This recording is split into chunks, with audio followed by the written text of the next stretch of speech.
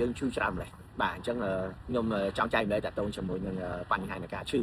ឬក៏យើងគាត់បានសួរច្រើនមែនទែនក្នុងមួយរយៈនេះខ្ញុំឃើញថាបងប្អូនយើងចាប់ផ្ដើមមានការថែទាំសុខភាពចាប់ផ្ដើមមានការយល់ដឹងពីការថែទាំសុខភាពនិងអ្វីដែលជាបញ្ហាសុខភាពល្អហើយនឹងអ្វីដែលជាបញ្ហាដែលធ្វើឲ្យយើងមានបញ្ហាសុខភាពអញ្ចឹងនិយាយក្នុងបញ្ហាសុខភាពនេះបញ្ហាដែលការដែលយើងឈឺបងប្អូនតែឆែកមើលឡើងវិញថារាងកាយរបស់យើងគឺកើតចេញពីបណ្ដុំហ្សែនបណ្ដុំកោសិកាជាច្រើននៅក្នុងរាងកាយរបស់យើងដែលបង្កើតជារូបរាងរបស់យើងបានអញ្ចឹងខ្ញុំនិយាយពីសរីរាង្គនីមួយៗដូចជាខួរក្បាលដូចជាភ្នែកដូចជាបេះដូងដូចជាថ្លើមដូចជាសរសៃឈាមដូចជាតាក់ទងបញ្ហាតម្រងនោមតាក់ទងបញ្ហាកាពះពោះវៀនសុទ្ធតែជាសរីរាង្គមួយដែលវាបណ្ដុំចេញពីកោសិកាអញ្ចឹងគ្រប់យ៉ាងទាំងអស់គឺវាកើតឡើងពីការបំរែបំរួលក្នុងហ្នឹងមានតែការតាំងពីខ្យល់មានតែការតាំងពី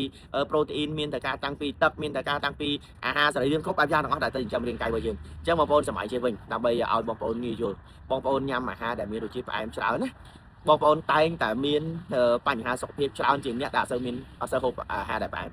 ទី2បងប្អូនហូបអាហារដែលកែច្នៃច្រើនក៏ជាបញ្ហាមួយដែលធ្វើឲ្យបងប្អូនងាយនឹងមានបញ្ហាសុខភាពច្រើនជាងអ្នកដែលមិនសូវញ៉ាំអាហារកែច្នៃទី3បងប្អូនដែលសម្រាប់មិនគ្រប់គ្រាន់ក៏ជាបញ្ហាមួយដែលធ្វើឲ្យសុខភាពខួរក្បាលយើងទ្រុឌទ្រោមជាងអ្នកដែលគាត់សម្រាប់គ្រប់គ្រាន់ទី4តើតើជាមួយនឹងការលំហាត់ប្រាណអញ្ចឹងត្រឡប់មកវិញថា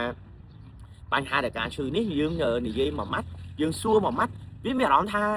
សំណួរនឹងខ្លីតែបើសិនយើងបរិយាយត្រឡប់មកវិញគឺវាវែងហើយវាមានភាពសាំញ៉ាំអញ្ចឹងថ្ងៃនេះខ្ញុំចង់ឲ្យបងប្អូនសាំញ៉ាំជាមួយនឹងអ្វីដែលជាការបកស្រាយរបស់ខ្ញុំទេហើយក៏ខ្ញុំអត់ឲ្យបងប្អូនគិតរហូតដល់បញ្ហា stress ដែរតែគ្រាន់តែចាំថាបើសិនយើងហូបឲ្យទៀងទាត់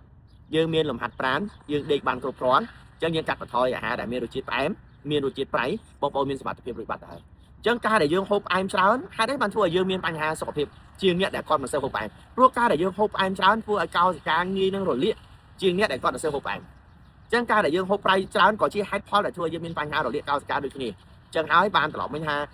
ការជ្រើសរើសរបបអាហារក៏ជាការជ្រើសរើសផ្នែកមួយនៃសុខភាពរបស់យើងដែរអញ្ចឹងបើសិនយើងជ្រើសរើសរបបអាហារបានត្រឹមត្រូវ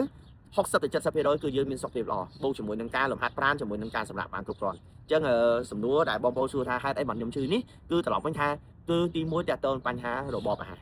បាទចំណីអាហារដែលយើងហូបចូលគឺជាដើមហេតុដែលធ្វើឲ្យយើងមានបញ្ហាសុខភាពទី2តើតើនឹងកម្លាំងកាយឬក៏សុខភាពផ្លូវកាយរបស់យើងបងប្អូនត្រូវមានការហាត់ប្រាណអញ្ចឹងការហាត់ប្រាណនេះសំខាន់ណាស់ហើយមែនតើដូចជាតើតើជាមួយនឹងពេលព្រឹកព្រលឹមដែលយើងមកទទួលយកពលឺព្រះអាទិត្យដូចខ្ញុំកំពុងនេះហ្នឹងឥឡូវនេះគឺម៉ោងបាទខ្ញុំហាត់ប្រាណតាំងម៉ោង5ព្រឹកបាទតាម7គីឡូយ៉ាបាន6គីឡូ53ត្រឡប់ទៅវិញ1គីឡូកន្លះទៀតស្រុកទៅវា7គីឡូជាងល្មមបាទហើយល្ងាចយើងបន្ថែមប្រហែលជា20-30នាទីទៀតអញ្ចឹងគ្រប់គ្រាន់សម្រាប់រាងកាយរបស់យើងអញ្ចឹងបងប្អូនតើការហាត់ប្រាណវាជួយរាងកាយយើងបានច្រើនណាស់ជួយតាំងពីសន្លាក់យើងជួយតាំងពីសាច់ដុំជួយតាំងពីសរសៃឈាមជួយតាំងពីសុខភាពខួរក្បាលរបស់យើងគ្រប់យ៉ាងទាំងអស់ដែលយើងត្រូវការហាត់ប្រាណអញ្ចឹងការសម្រាប់មួយទៀតក៏ជាហេតុផលមួយ5ទៅ7ម៉ោងក្នុងមួយថ្ងៃគឺល្អមែនទែនបងប្អូនយើងធ្វើម៉េចឲ្យគេថាសកម្មភាពរបស់យើងហ្នឹងគឺប្រចាំថ្ងៃហ្នឹងកុំមកថ្ងៃនេះហាត់ប្រាណទៅមួយអាទិត្យក្រោយបានហាត់ប្រាណម្ដងទៀតថ្ងៃនេះចង់ញ៉ាំអីទីសិនចាំស្អែកចាំហាត់ប្រាណរឿងថ្ងៃនេះផ្អែមតិចសិនថ្ងៃនេះប្រៃតិចសិនទៅអានតិចហ្នឹងជាហេតុផលឲ្យធ្វើបងប្អូនឈឺអញ្ចឹងពីខ្ញុំទៅវិញមូលហេតុដែលបងប្អូនឈឺហ្នឹងគឺទី1តើតើរបបអាហារទី2តើតើលំហាត់ប្រាណរបស់យើងហើយនឹងការសម្រាប់បានគ្រប់គ្រាន់បាទអញ្ចឹង